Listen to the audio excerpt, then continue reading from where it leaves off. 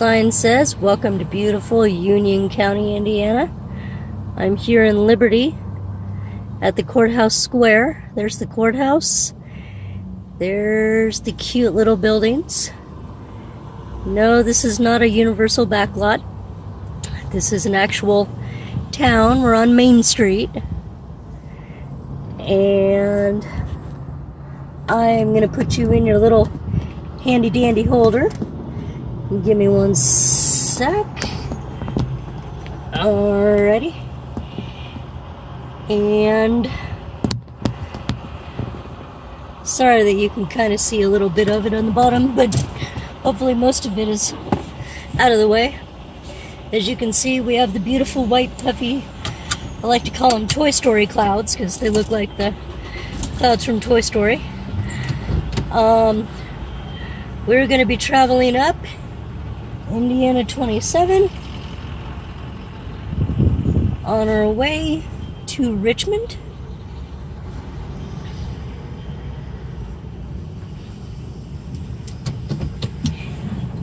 And here we go. Hopefully it's not too bumpy. I'm a little worried about the bumps, but we will see.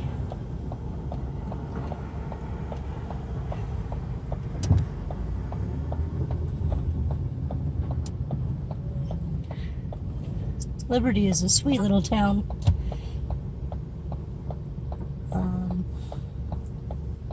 Right on the Indiana-Ohio border.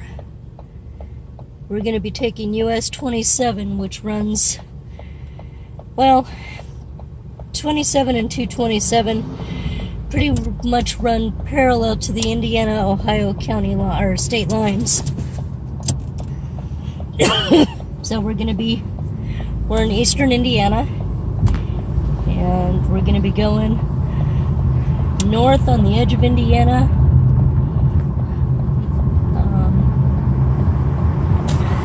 Not too far, but tomorrow I may take you further north, maybe do like a Richmond to, I don't know, there's a cute little town called Bern, and it's actually where the Dilly septuplets were born. What was that, 20 years ago, 15 years ago?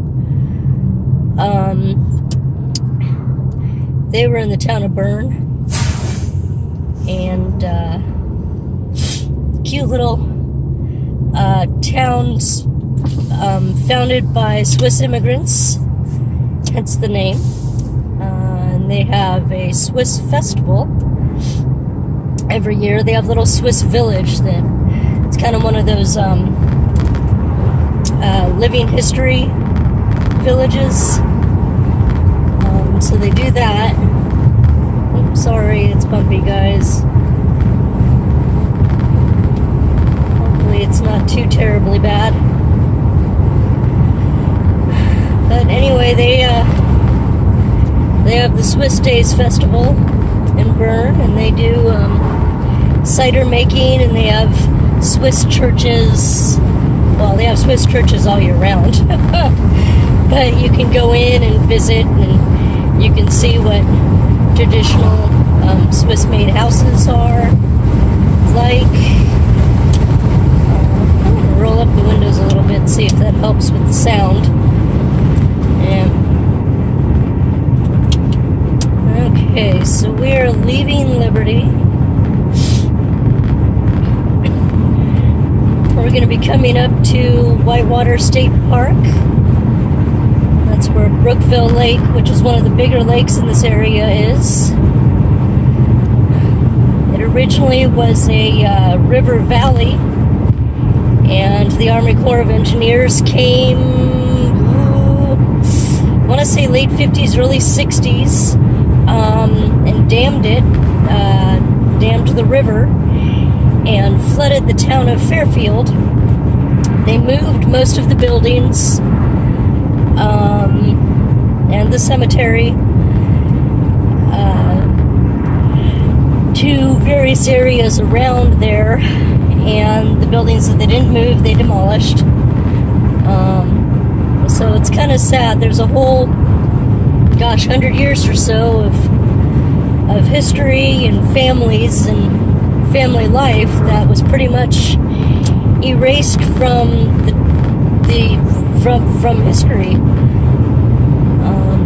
Except the only thing we have is we have a Fairfield boat launch or boat ramp. I'm not sure. I don't know exactly where Fairfield was, but I'm assuming it's by where that boat ramp is now. Not sure. As you can see, we have corn on our right, soybeans on the left. The two main crops in Indiana. We do grow other things, but it's kind of what we're most known for.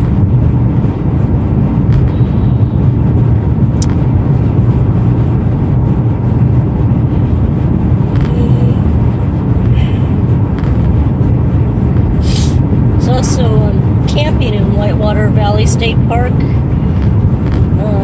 You can camp in tents, you can camp in RVs or trailers, and you can rent cabins. So that's a pretty popular thing to do on the weekends and sometimes during the week in the summer. They have horseback riding, they have fishing. I'm assuming you can rent boats. I don't know. I've never done that. The only thing I've ever done there was horseback riding, which was fun. They have a trail that goes through the state park and back. So, nice little trail.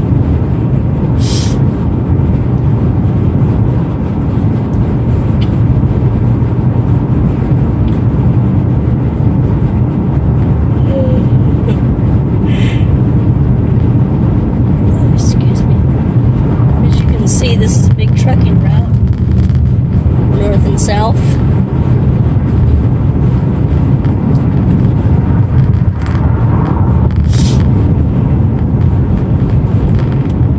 So, it's quite a few trucks on State Road 27. Well, I guess we're on actually 227 right now. It splits off, but in a little bit we'll be on 27. Not that it really matters, but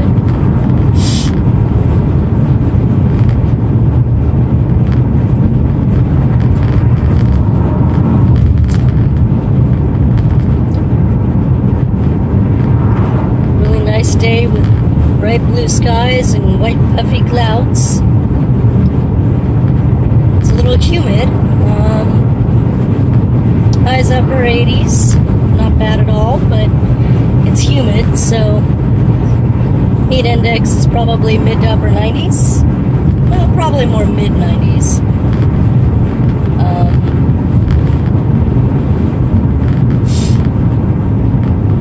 So it makes it a little bit less comfortable.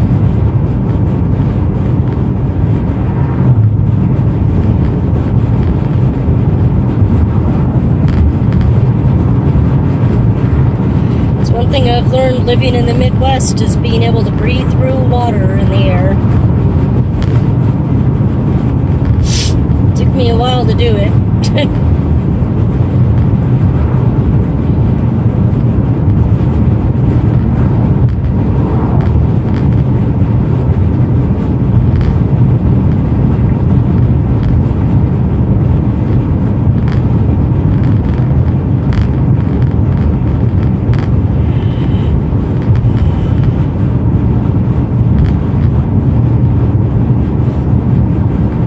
Up here on the left, I don't know if you can see, yeah, you can see it a little bit, the water tower. That is where the Richmond Sanatorium was and tuberculosis hospital. This part of the country was really racked with tuberculosis, so a lot of cities built hospitals way outside of town. because they knew that it was contagious and they wanted to keep people away from the main city.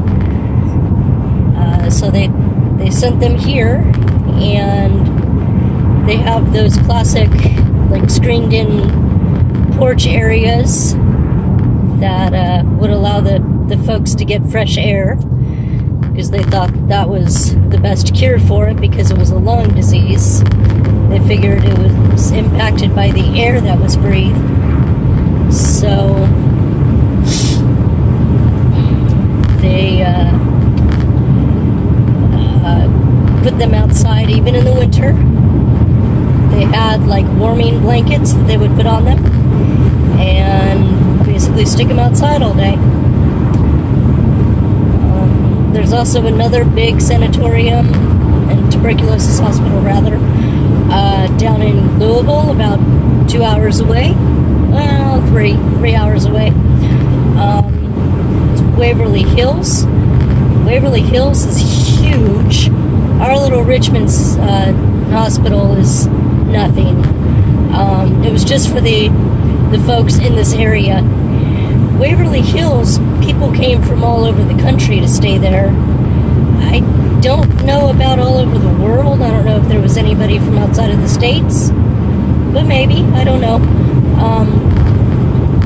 But like I said, each area or each town out here kind of had their own little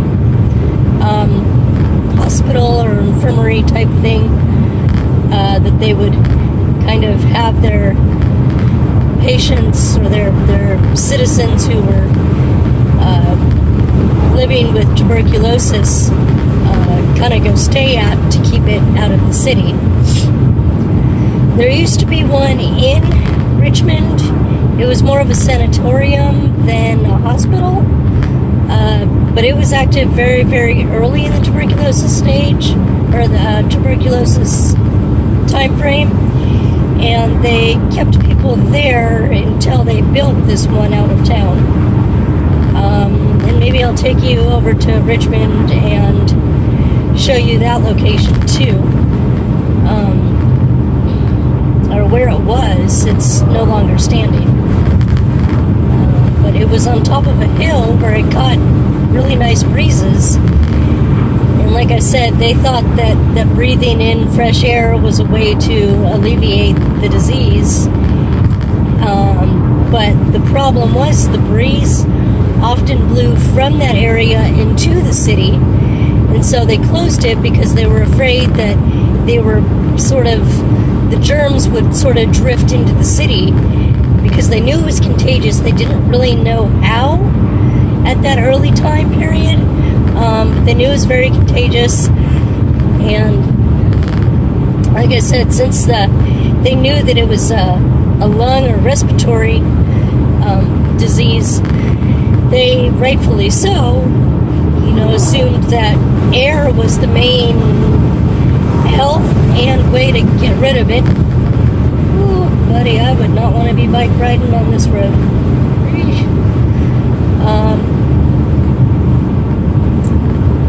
Anyway, sorry, the bike rider threw me off. This is a state highway. Actually, it's a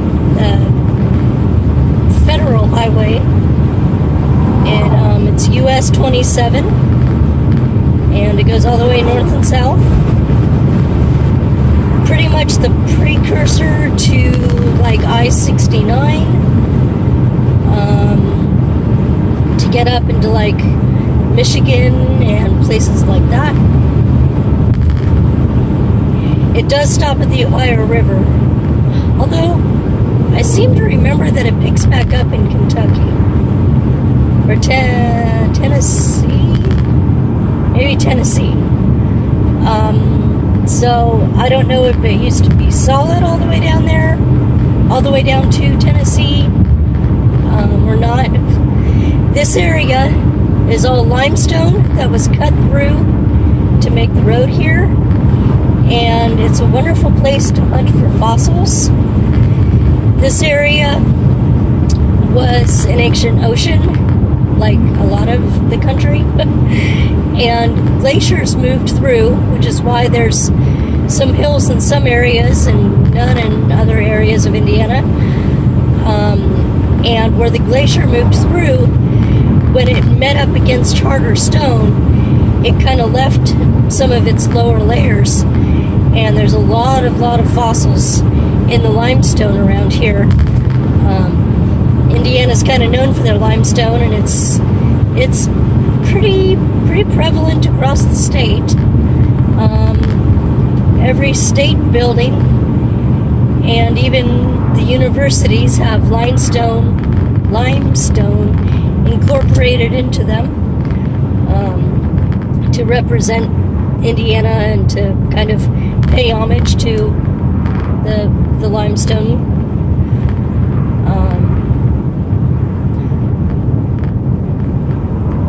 We are now coming in, as you can see on the side there, to the city of Richmond. And I'm going to kind of take you a little bit of a back way here. Oh, sorry, it's still too loud.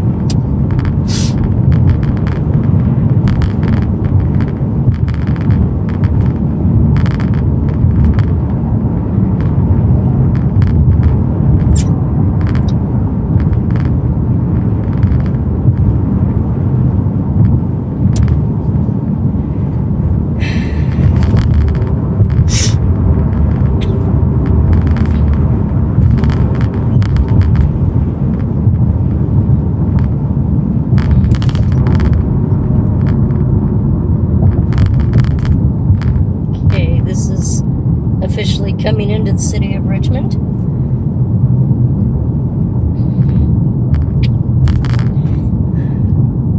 Richmond was fairly densely populated early on because it's on what is called the National Road, which is one of the first, or not one of, it is the first federally funded act.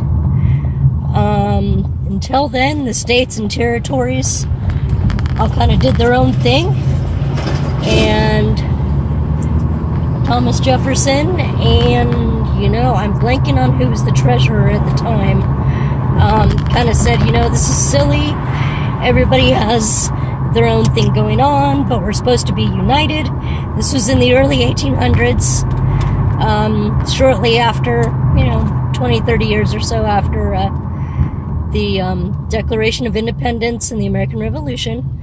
So they said, we're supposed to be a united country now, and yet we're not united on things as basic as pathways and roads. There weren't really roads in the sense that we know them now, but they were more like wagon trails. So Jefferson said, we need to do this, and we need to show the states that we support them and that we want everybody to work together. So the government's going to take the first step, and we're going to create this road, or like I said, wagon trail pathway. Technically it was called a road, but it wasn't even like bricked over or cobblestoned or anything at that stage. It was basically just people going through and hacking down trees to make a wagon width of space to go through. And anyway, it started in Cumberland, Maryland. And it was intended to go all the way across the country. In fact, it did go across the country at the time, pretty much. It stops in Vandalia, Illinois, just about to the Illinois-Missouri border, and you can travel the whole thing. In fact, that's kind of one of my bucket list things to do, is I would love to